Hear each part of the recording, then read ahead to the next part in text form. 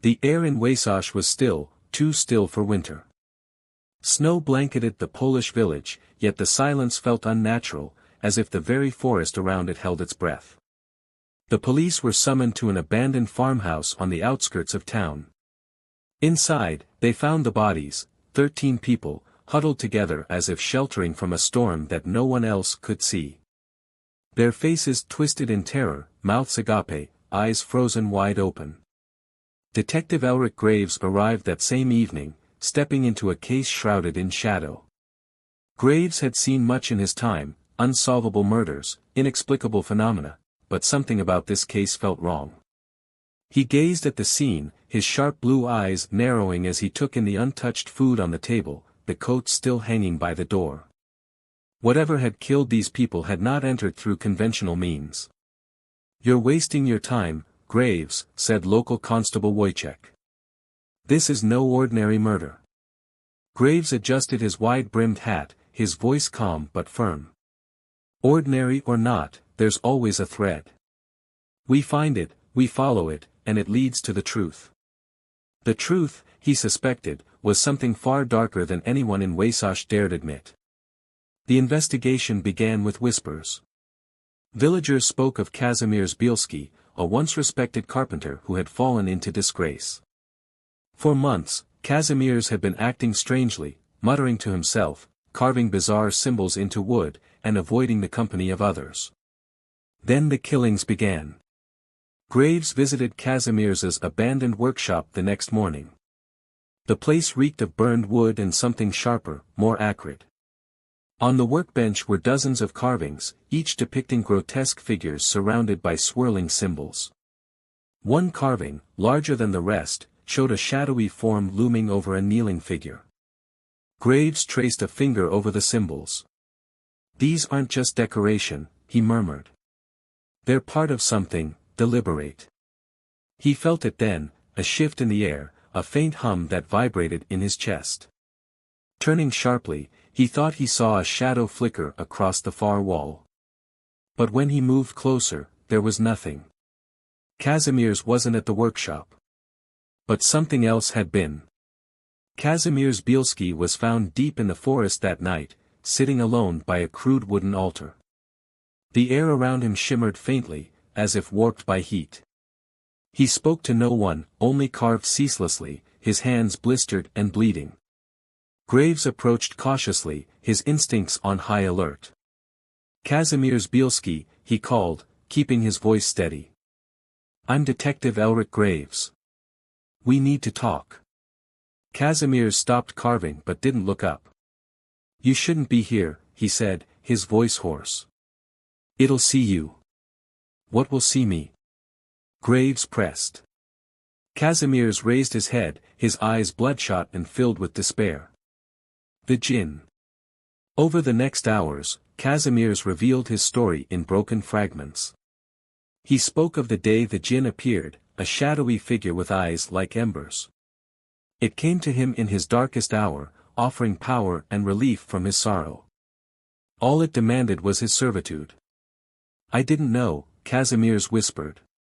"I thought it was a dream, a cruel joke. But then it started telling me things. Things I couldn't ignore." The Djinn had given him visions of symbols to carve and names to target. It promised him salvation if he obeyed, torment if he resisted. Graves listened intently, his mind racing. He'd encountered stories of Djinn before, beings of smoke and fire, known to grant wishes but always with devastating consequences. If Kazimierz's tale was true, the Djinn wasn't just feeding on his actions, it was feeding on the fear that rippled through the village. That night, the Djinn made itself known. Shadows moved unnaturally across the village, twisting and elongating even under still lamps. The villagers heard whispers in their own voices, urging them to step into the woods. Those who resisted claimed to see burning eyes staring at them from the darkness. Graves stood in the center of the village square, watching as the tension mounted. The people were terrified, their fear threatening to break into chaos. One man, Jerzy, had already vanished, only for his body to be found hours later. His face was untouched, but his chest bore strange burns, as if scorched by an unseen fire. "This is escalating," Graves told Wojciech. "We need to act now."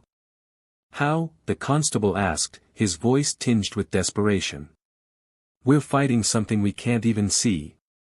Graves adjusted his coat and hat. "We fight it by finding the source. And that starts with Casimir's."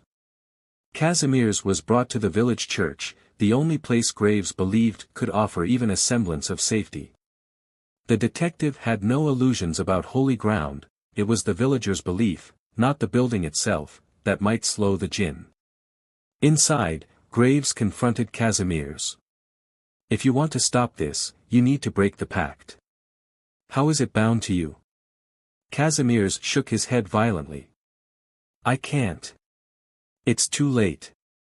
Graves leaned closer, his voice low. "Listen to me.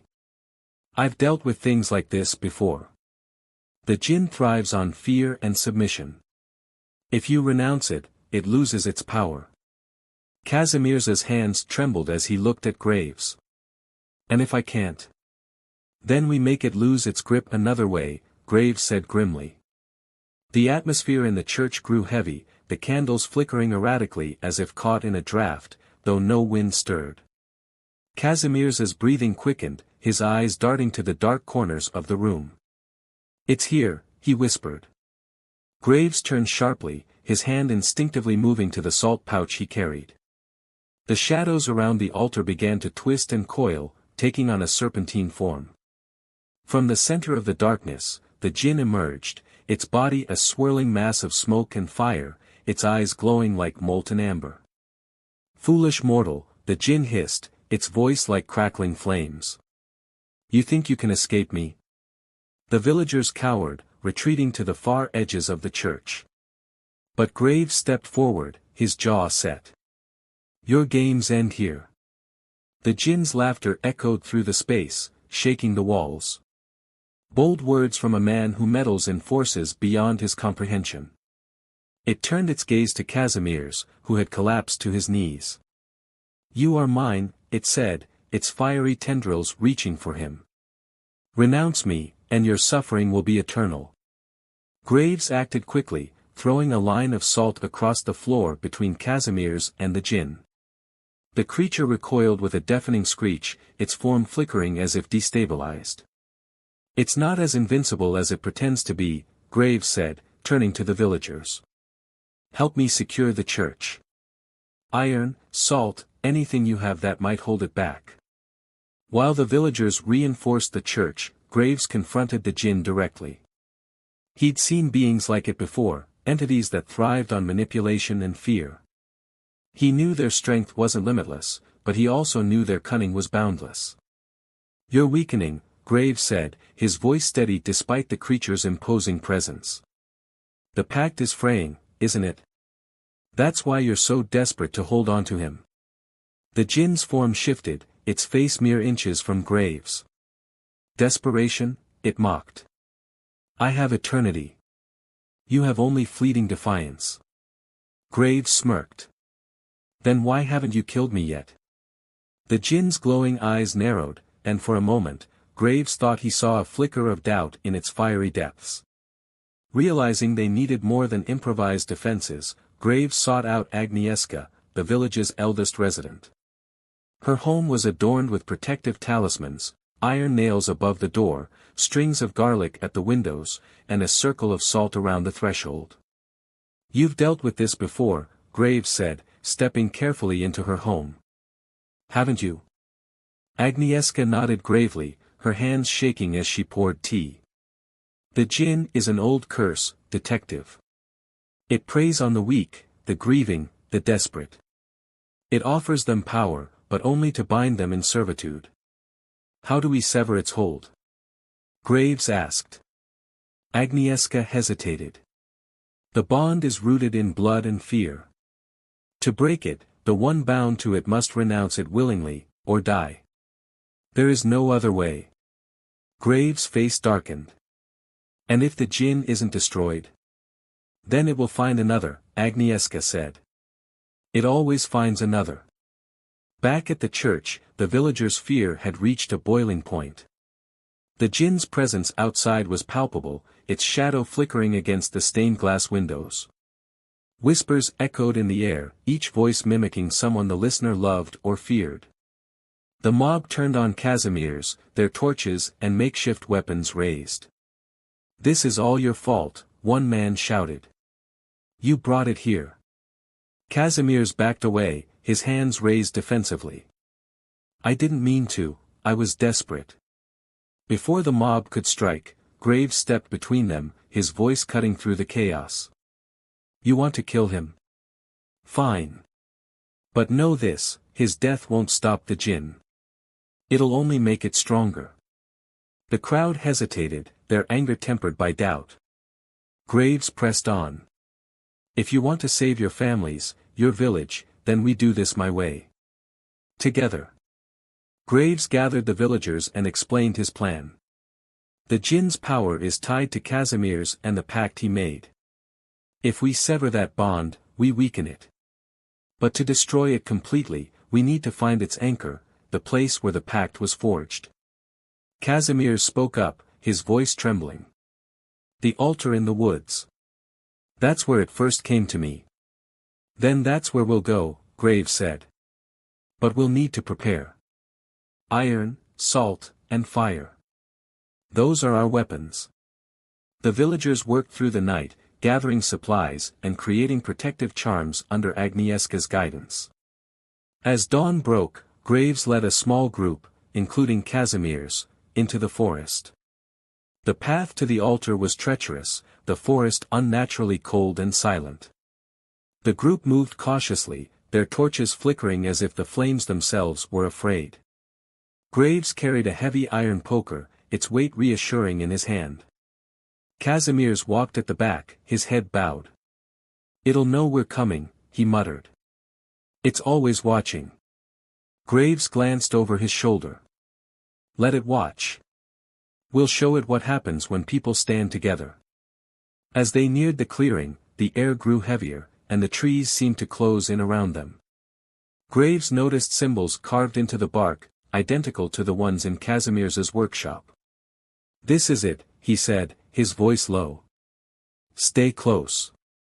The clearing was dominated by a massive stone altar, its surface etched with intricate carvings that pulsed faintly with an amber glow.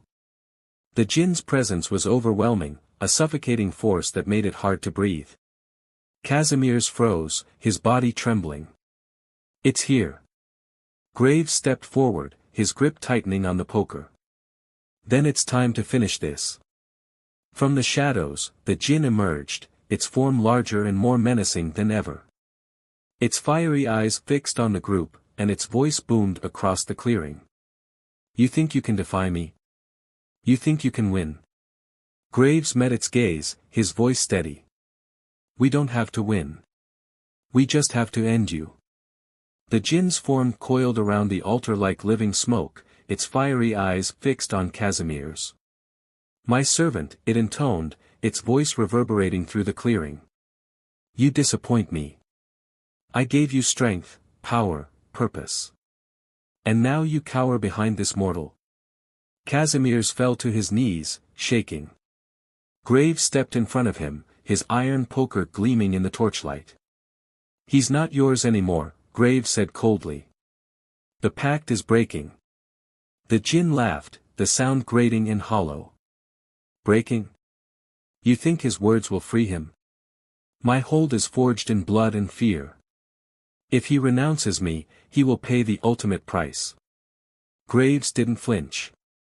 "That's his choice to make, not yours." The Djinn's burning tendrils lashed out, testing the resolve of the group.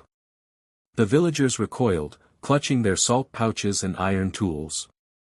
But Graves stood firm, his eyes locked on the creature. "Let him go," Graves demanded. "Face me instead." Casimirs trembled, his hands clutching at his chest as if the Djinn's grip still lingered. The villagers' chants of encouragement filled the air, though fear tinged their voices. Graves knelt beside Casimirs, his voice calm but insistent. "It's time. You have to renounce it. That's the only way." Casimir's looked up at him, tears streaming down his face.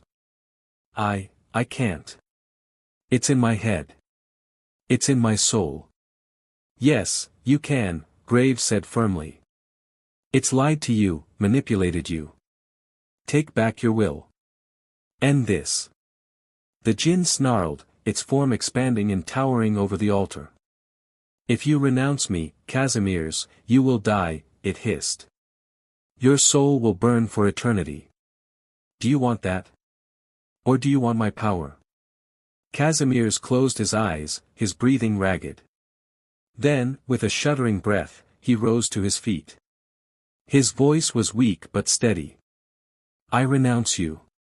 The Djinn's roar was deafening, its tendrils writhing violently as the pact unraveled.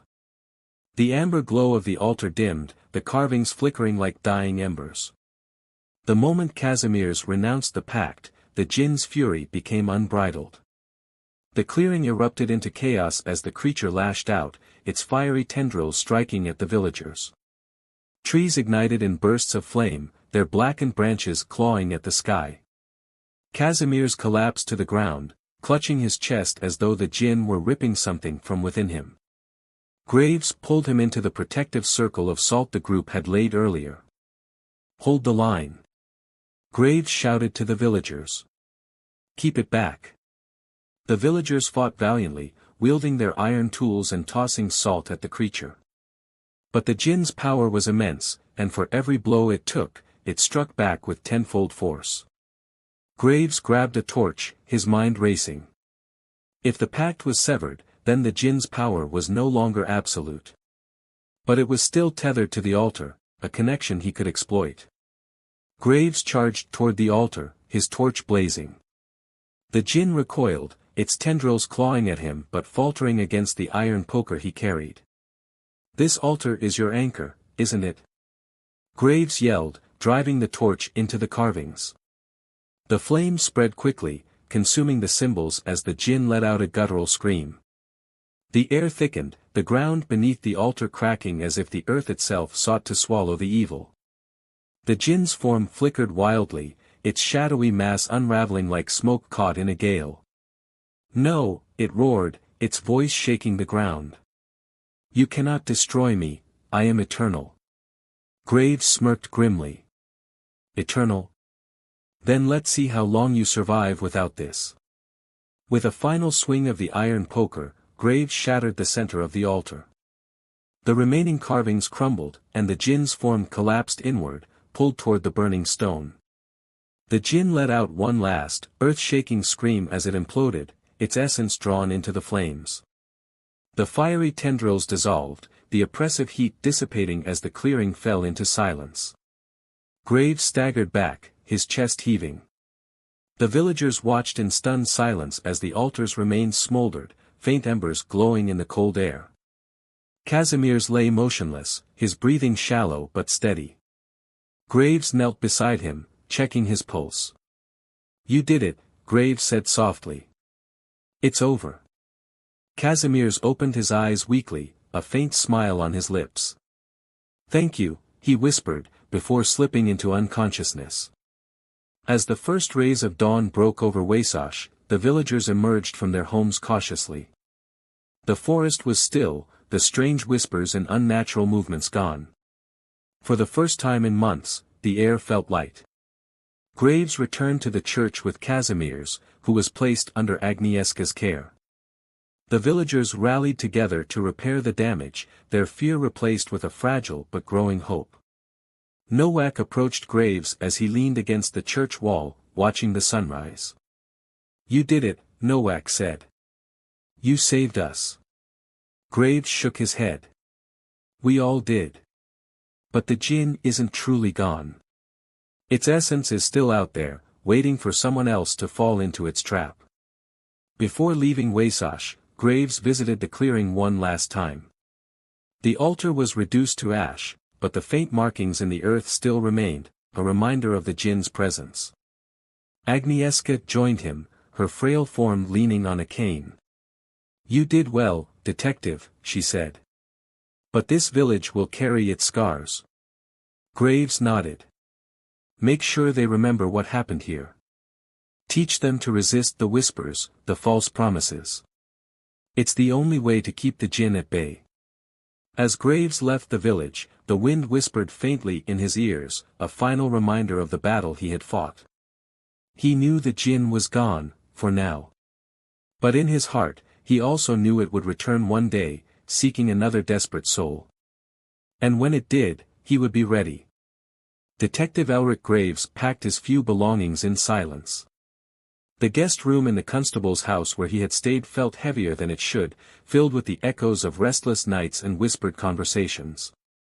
His eyes lingered on the iron poker leaning against the wall, his weapon and shield against the Djinn. Casimir's remained under the care of the villagers, recovering slowly but burdened with the weight of his actions. Graves knew the man's torment wasn't over. Breaking the pact had freed Casimir's from the Djinn, but not from the memories of the lives lost because of him. Will you ever come back? Nowak asked, his voice hesitant. Graves turned to the younger man. I hope I don't have to. But if the Djinn returns, or if something worse comes, you know where to find me.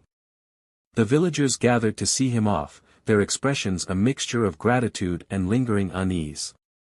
Agnieszka approached him last, pressing a small charm of iron and salt into his hand. For protection, she said simply.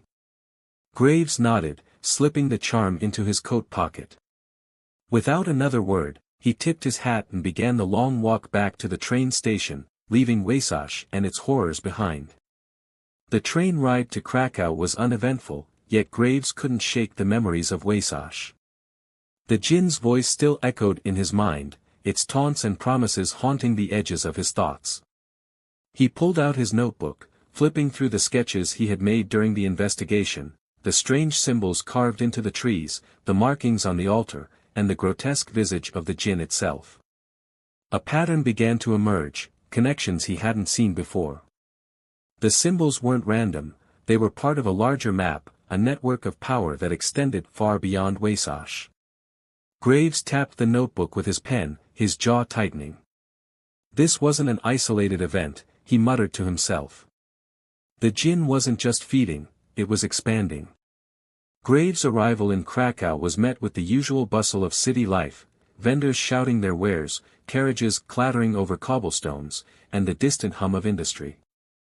Yet, even here, the air felt charged, as though the shadows lingered just a moment too long. At his apartment, Graves pored over his notes, cross-referencing the symbols from Weissach with his collection of folklore and occult texts.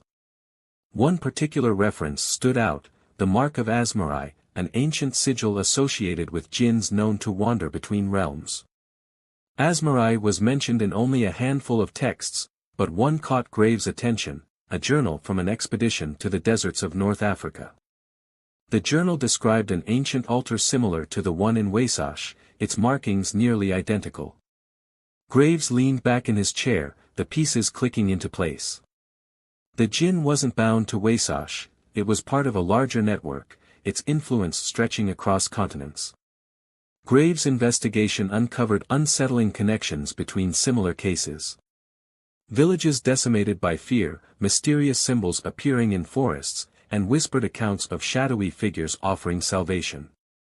The Djinn wasn't alone, there were others like it, each tied to different places and mortals. Graves stared at a map pinned to his wall, red strings connecting locations across Europe, North Africa, and the Middle East. At the center was Weissach, marked with a bold X. These aren't random events, he murmured. It's coordinated. A web of pacts, feeding something far worse. He circled a name scrawled in his notebook, the Nexus of Ahriman. The term appeared in several texts, referring to a central hub of supernatural power where beings like the Djinn drew their strength. Graves had no proof it existed, but every lead pointed toward its reality.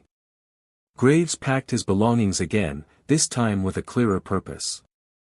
His destination was North Africa, where the expedition journal hinted at answers, and perhaps more horrors. He knew the Djinn he had banished was just one thread in a tangled web. To truly stop them, he would have to cut the web at its heart.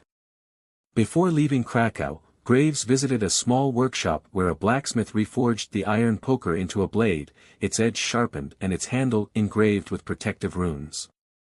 It felt heavy in his hand, a reminder of the battles to come. As he boarded the ship bound for Algiers, the sun dipped below the horizon, casting long shadows across the water. Graves stared into the darkness, his resolve unshaken. The Djinn had escaped justice for centuries, spreading fear and despair in its wake. But now, it had an adversary who wouldn't stop until every trace of its evil was erased.